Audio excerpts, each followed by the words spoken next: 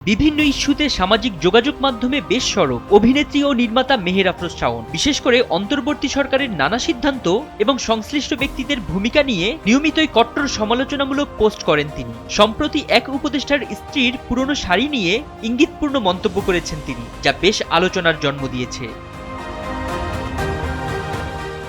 সামাজিক যোগাযোগ মাধ্যমে পতিত প্রধানমন্ত্রী শেখ হাসিনার সঙ্গে মেট্রো রেলে তোলা অভিনেত্রী নুসরাত ইমরোজ তিশার একটি ছবি শেয়ার করেছেন শাওন। ছবিতে দেখা যায় শাড়ি পরিহিত অবস্থায় তিশা সাবেক প্রধানমন্ত্রীর পাশে দাঁড়িয়ে আছেন, যা মুহূর্তেই নেটিজেনদের দৃষ্টি আকর্ষণ করে।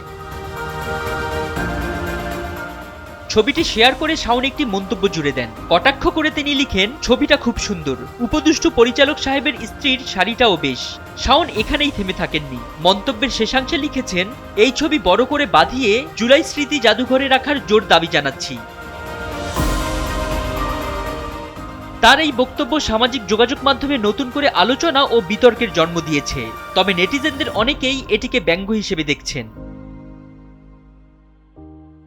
ফরিদ উদ্দিন মোহাম্মদ, সময়ের আলো।